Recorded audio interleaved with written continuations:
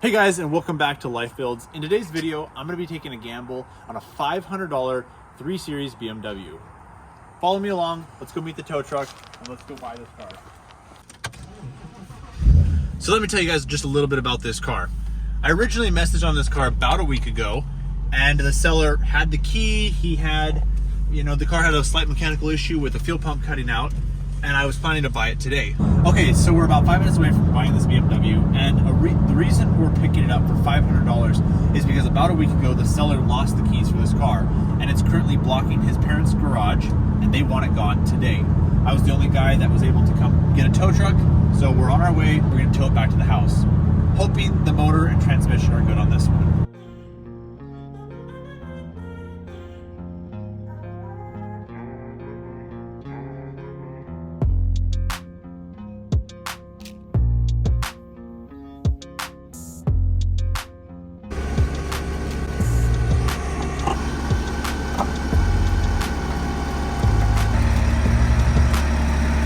Alrighty, so the tow truck ended up showing up pretty late to the house last night, so I decided to catch you guys here in the morning. Let me show you around the car a little bit and kind of show you the condition of what we're looking at. So like I said, it has no keys, so getting it off the tow truck was a bit of a challenge. We ended up having to lock the brakes and him basically drag the trailer out from underneath it. Overall, the car's in pretty decent shape. It's missing a few trim panels here. Come on inside, you can look at the interior. It's your typical gray interior for a BMW. Overall, it's pretty clean. It doesn't smell too bad. Back seats, also not too bad. It's just kind of dirty and dusty. For those of you who don't know, the process for getting a BMW key is quite painful. You have to get this car towed, which is stuck in park, to a BMW dealership. They're then going to charge you around $300 to $500 for them to not only cut the key, code it to all the locks, but they also have to code it to the ignition because there's an ignition lock. Once you get that, then we're going to be able to finally officially start the car. However, there's one thing I want to note here. The person I purchased this car from, he works about 3 hours away from here, and he said there's a very, very small chance that his key is left in one of his work pair pants. Really, really hoping he finds it. If not, it's okay, but I told him I'd give him a couple $100 for his time if he ends up finding the key. Now, I want to tell you guys just a little bit about what our plans are with this car. So obviously, we're here to flip the car. We're here to make a little bit of money. The goal is we're gonna get the key, get it to start, and then we have to dive into the mechanical issue, which is this car will run for about 10 to 15 minutes and then shut off. I'm hoping it's a fuel pump issue or a fuel module issue. After that, then I'm gonna fix a lot of these cosmetic things. So if I'm gonna go to a junkyard, find a new trim panel, find a few miscellaneous things, clean it up, wash it up, and then put a nice car back on the road for somebody to enjoy. I just got a call from BMW about 3 days ago. I replaced an order and I got a brand new key for the 325i. We hooked the jump pack up to her, and we're gonna see if she fires up. Hopefully not a blown motor, but you know what? Let's see what happens.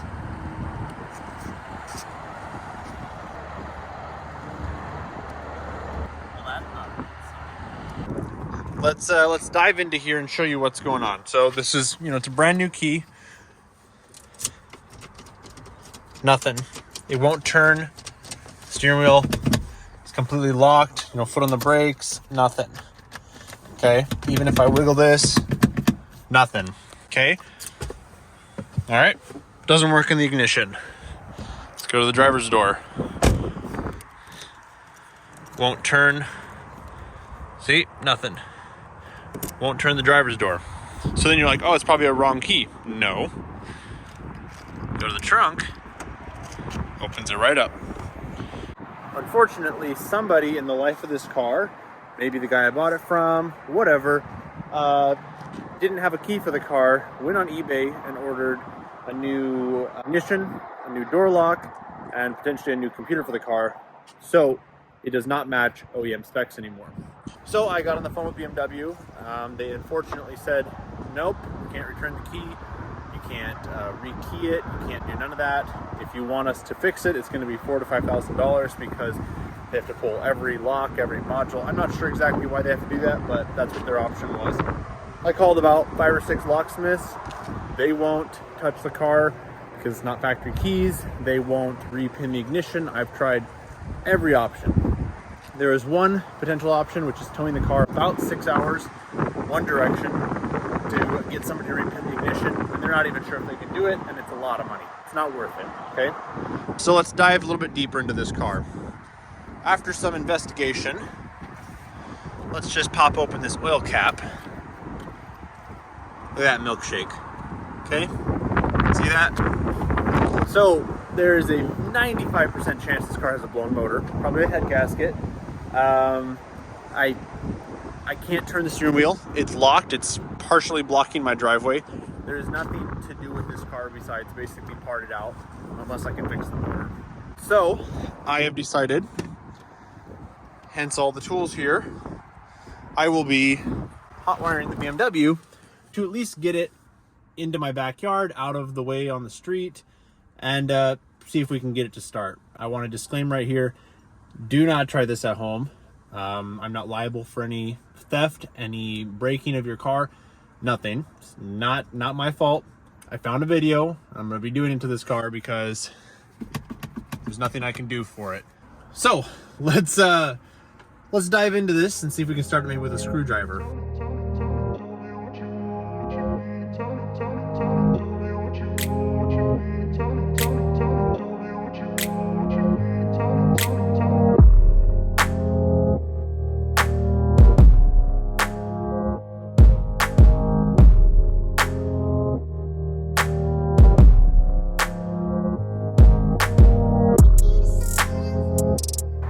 Short while later, we are, I believe, ready to start the car. I have my jump pack hooked up, and basically, I'm not going to give too much details, but this is the issue. It's the lock cylinder is not to the car. However, this key, unless they've changed the engine computer, will program itself to the car. So what I had to do is basically go to the back of the lock cylinder and pull out just the actual mechanism. Okay. And now, like, no key in the car, little tiny screwdriver, go in there in the back, get you guys a good angle. Okay, screws, see, screwdriver back there, turn. And now the car, will maybe start up. However, I want to just show, not making this up, this is the actual key. It will not turn the ignition, nothing, see? This is, I'm about to break the key. It's bending. Nothing. Okay? Now, in theory, if I put this in the ignition and then manually turn it with a screwdriver, we might be able to get this car to start up. I don't know if that's true, but if this key is programmed to this car, so if the VIN is still the same, we'll be able to start it. If not, we won't be able to start it without bypassing the whole security system, which is a whole nother step. But let's give it a shot. Screwdriver in, turn, fuel pump is priming. No way. No way. There's no way that just happened. Okay, let's try it again. It just shut off. No way. That's incredible. Now, I don't know if you guys heard in the background, it doesn't sound so good, so I'm pretty glad I didn't go spend another $500 or $600 on keys. However, what the heck? We literally just got the car to start. So let's try it again.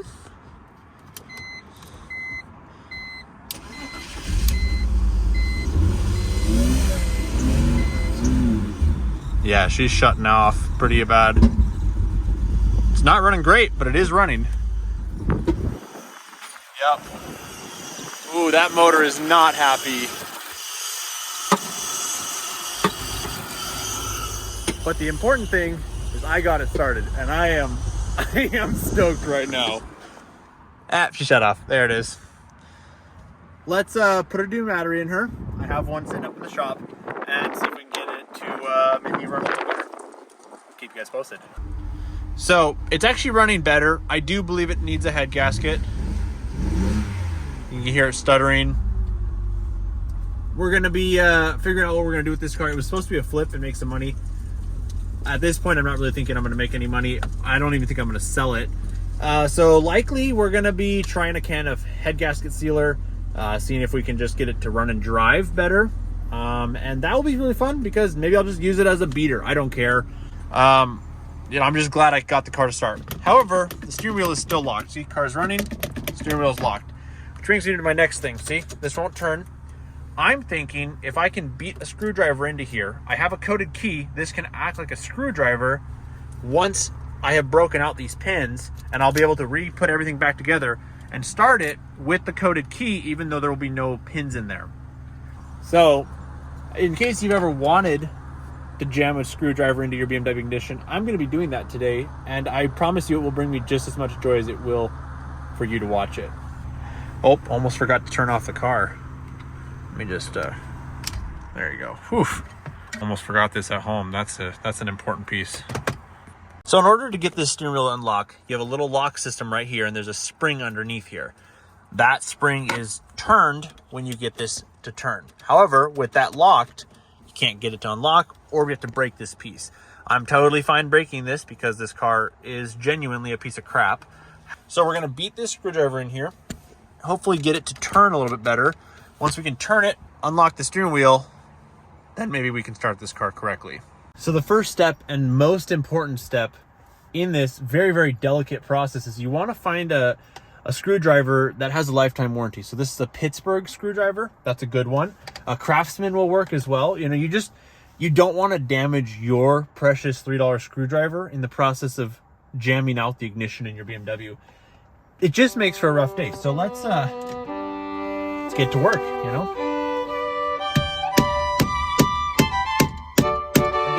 Very, very delicate. You don't want to damage anything.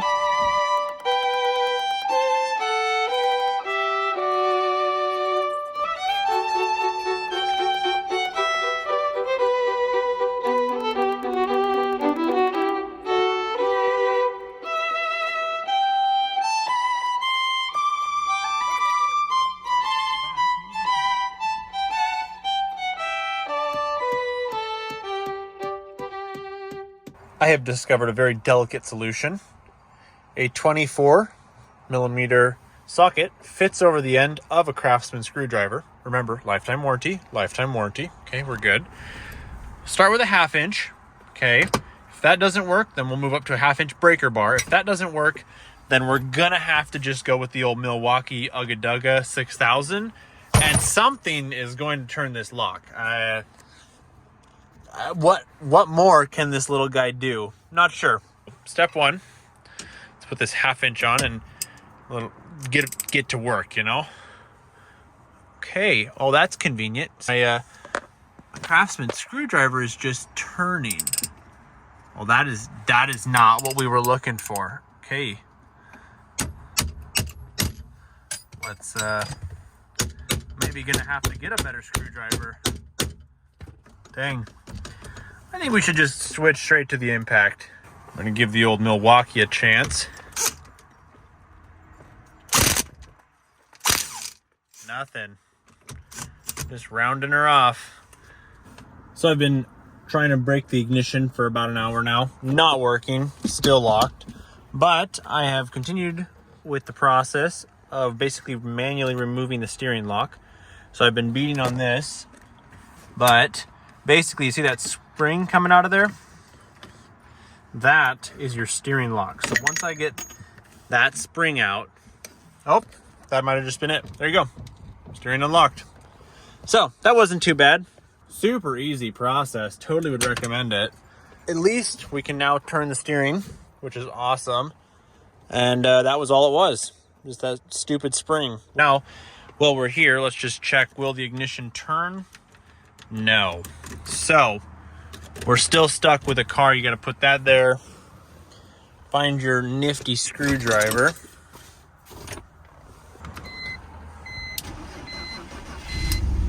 And then she'll start. But at least I can now drive it, which is awesome. It's false. No way. Not this time. We created it. Not this time. No. All right, I'm going to make this quick because the car is starting to overheat. It's fine. It's been idling for about 30 minutes.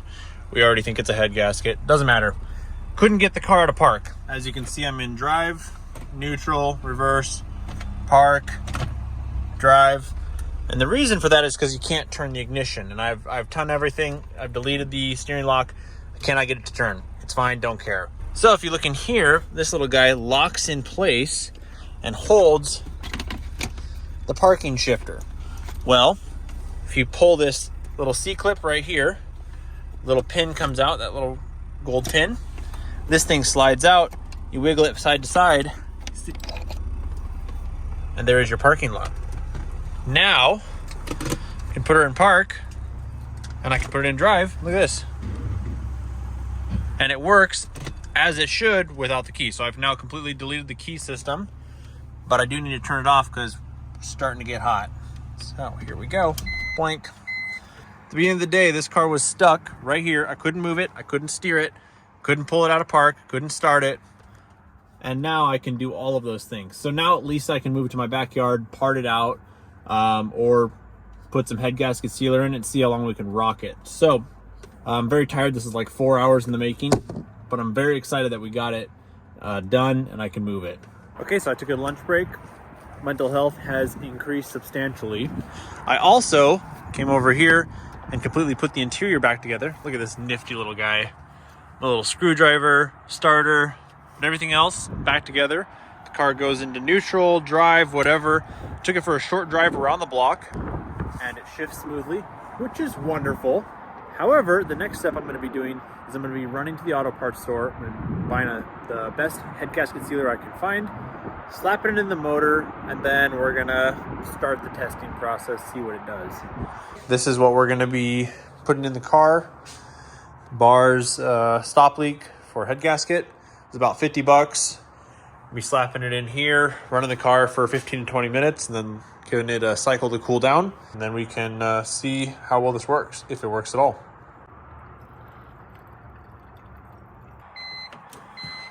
Okay. Now we let her run for hopefully 15 minutes and see what happens. So I decided to take it for a short drive.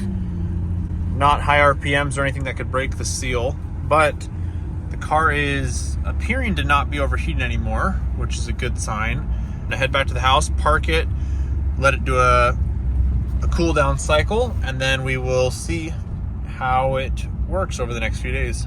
Alrighty guys, check this out. It's about 26 miles later, and I'm here to happily announce that the head gasket has been fixed. Now, I wanna say fixed because it's only been 26 miles. Now, it's been about a week. I've driven it very hard. I've, brought it to redline many times, just trying to see if it would break. And it hasn't. It has never overheated again, which is awesome. So that shows us that it has likely been fixed. However, a thing to note is AC and heat, they don't work. The button works, but nothing comes out. It's probably just a blower fuse or a blower motor. That's okay. Also, after about 20 minutes of driving, this car just shuts off and it's basically no communication in the motor, which if you do a little digging, it turns out to be a crank position sensor. However, in those codes I'm looking at, it shows that the DME is not communicating. It shows that the TCM is not communicating. There's a lot of things that are not communicating because somebody originally changed out the ECU and it doesn't match. Again, I could save this car. I could throw a lot more money at it, but at the end of the day, I'm still selling a car with a bad head gasket, with all these little tiny issues, and I have to start it with a screwdriver. So I've made the decision that while I have fixed it for science purposes, I'm going to part it out. So I just wanted to give you that an update. If I was in a pinch, I would 100% use that head gasket sealer. I think it really did work quite well. But this is kind of the end of this car. I'm going to be doing a cost breakdown at the end of it. Right now I'm currently $900 and I believe $80 into the car. I'm going to be pulling all the interior out of it. I'm going to be pulling the cats, motor pieces, everything I can. And we're going to be seeing how much money I end up making or losing on this car in the end. Just like that, the 3 Series has met its final resting place. I have done everything I can to this car. I have parted out quite a bit. You can't really tell because most of the body panels are here, but over there we have an entire shelf full of parts from this car. Most of the engine is dismantled. As a reference, that is the top of the camshafts, the holders. Basically, I've stripped this car. And I just wanted to show you guys, this is what the car looks like at the very end. Tomorrow morning, we have a wrecker coming to pick it up, take it off to the wreck yard, give me some scrap money for it. And I wanted to say we have officially broken even and made a little bit of money. So I'll show you exactly the cost breakdown of how much we made, some of the wins, some of the downsides, and overall my experience with parting out a car for the very first time. Okay, well, a slight change in plans. Someone ended up offering me a higher value than the towing company was for the entire car. They're gonna tow it home. And that's awesome because the guy really needed the transmission of the car. I wasn't gonna pull it because it was a lot of work. It wasn't worth it for the price. He ended up deciding to just buy the whole car out for me. I'm giving him a nice car with a lot of parts left on it, and he's getting a transmission for dirt cheap. So it's a win-win, and the car was gonna be crushed in like 2 hours anyways, so it ended up working out. So, jumping right in, we know we paid $500 for this car, but at that point it had no keys. The steering wheel was locked, it was locked in park, and I couldn't even move it anywhere. So, tow truck home, registration for the car so that I could then go get keys for the car. All of that cost $440. So right off the bat, we're $940 into the car at that point. And then right in the middle of the video, when we figured out it had a blown head gasket, I decided to try a $50 head gasket fix. Now that pushes us right at to $990. Now, first thoughts right here, what did I learn? Moving forward, I'm probably gonna buy a car that has keys. It was a huge pain, and had I not been so persistent, that car likely would have just sat there and then just been sold as is. When I decided that it was time to part out the car, I was looking at, what are the most valuable pieces? Also, what can I sell the quickest and then just get the car out of my hair? Because it's taking up a lot of space. It's a whole spot where another car could be. I need that money to go buy other cars. It's just a pain. So the very first thing I sold was the sunroof, the mirrors, and the front bumper. And then I also sold the aluminum valve cover and a few other miscellaneous interior pieces.